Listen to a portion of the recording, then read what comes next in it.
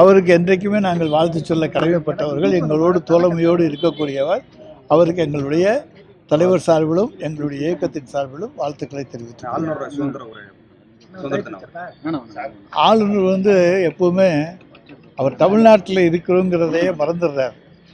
தான் அவர் பொறுப்பேற்றிருக்கிற ஒரு மாநிலத்தினுடைய ஆளுநர் என்பதை மறந்துவிட்டு அவர் எப்பொழுதுமே பேசுகின்றதை பழக்கமாக வைத்திருக்கின்றார். தமிழ்நாட்டை பொறுத்த வரைக்கும் கல்வியிலே இந்தியாவிலேயே முன்னேறி இருக்கிற ஒரே மாநிலம் இந்த கடந்த 5 ஆண்டுகளிலே தமிழ்நாடு தான். அது அவருக்கு புரியாது. ஏன்னா அவருக்கு தமிழ் தெரியாது, புரியாது. தமிழக மாணவர்களுடைய நிலைமையை பற்றி தெரியாது. இன்றைக்கு தமிழ்நாட்டு மாணவர்கள் தான் அகில இந்திய அளவிலே உயர் படிப்பிலே இன்றைக்கு சாதித்து கொண்டிருப்பவர்கள் என்பதை ஆளுநர் அவர்கள் புரிந்து கொள்ள வேண்டும். அறைக்கு ஏன் பூட்டு போடுறீங்க? நீங்க உத்தமர்னு சொல்லிக்கிறீங்க. ஈடி ரைடு பண்ணும்போது 12 ஏன் ஐபிஎஸ் அறைக்கு போடுறீங்கன்னு சொல்லி எடப்பாடி பழனிசாமி கேட்டிருக்காரு.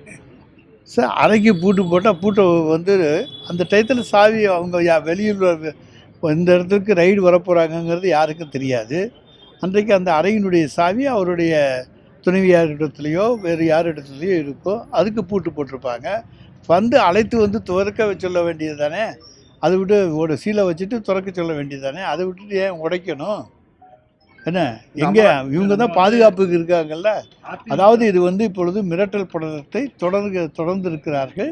ஆனால் இந்த மிரட்டலுக்கு ஐபிஎவர்களுடைய வீட்டிலே நடந்த ரைடை போல தொடர்ந்து எத்தனை இடி ரெய்டுகள் நடந்தாலும் அந்த மிரட்டலுக்கு திராவிட முன்னேற்றக் கழகம் எந்த காலத்திலும் அஞ்சாது. ஏனென்று சொன்னால் நாங்கள் எங்கள் தேர்தல் பணிகளை சிறப்பாக துவக்கிவிட்டோம் என்பது இன்றைக்கு இந்தியா அறிந்திருக்கிறது. ஒன்றிய அரசினுடைய உளவுத்துறை மிகச் சிறப்பாக அவர்கள் இன்றைக்கு பணியாற்றி கொண்டிருக்கிறார்கள். களப்பணிகளே இன்றைக்கு திராவிட முன்னேற்றக் கழகத்தை ஈடு செய்யக்கூடிய அளவுக்கு எல்லா கட்சிகளும் சேர்ந்தாலும் முடியாது.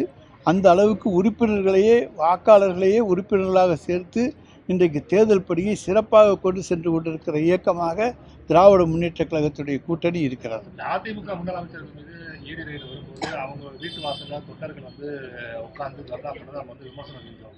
அதே மாதிரி இப்போ நேற்றுக்கு ஐபிஎஸ் ரைடு நடக்கும்போது தொண்டர்கள் போராட்டம் பண்ணுறாங்க. ஈடி ஆஃபீஸர் உள்ள அளவு பண்ணாமல் அவங்க திருப்பிலாம் பேசக்கூடிய தகவல்லாம் வருது. அதெல்லாம் எப்படி சார்? அதாவது சட்டமன்ற விடுதி அதுக்கு போகிறதுக்கு உள்ளே போகிறதுக்கு சட்டமன்றத்தினுடைய செயலாளருடைய அனுமதி வேணும். அனுமதி இல்லாமல் ஒரு சட்டமன்ற உறுப்பினருடைய அறையை உடைப்பதற்கு ஈடிக்கு எந்த விதமான உரிமையும் கிடையாது. அனுமதி பெற்று தான் செய்ய வேண்டும். இப்படி அனுமதி பெறாமல் செல்லுகின்ற அவர்கள் அத்துமீறுகின்ற பொழுது அதை கண்டிக்கின்ற உரிமை திராவிட முன்னேற்ற கழக தொண்டனுக்கு உண்டு. திருமாவளவன் சேரக்கூடாத இடத்துல சேர்ந்துட்டாரு, திமுக செஞ்ச பாவங்களையும் அவர் சேர்த்து சுமக்கிறாருன்னு சொல்லி எடப்பாடி பழனிசாமி சொல்லியிருக்காரு. எடப்பாடி பழனிசாமியை பற்றி நாங்கள் கவலைப்படவே இல்லை. ஏன் அதை பற்றியே சொல்லிக்கிட்டு இருக்கீங்க?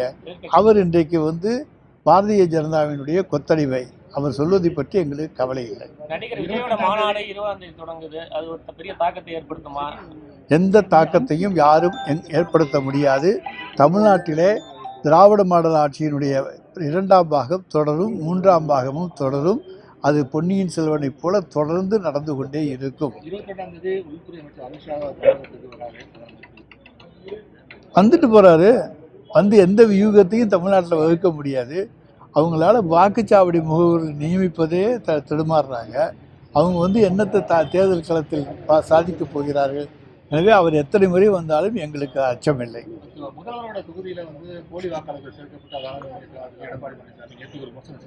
நாங்கள் போலி வாக்காளர்களை சேர்க்க வேண்டிய அவசியம் இல்லை. அசல் வாக்காளர்கள் அசலாக வாக்களித்தால் அதுவே போதும்.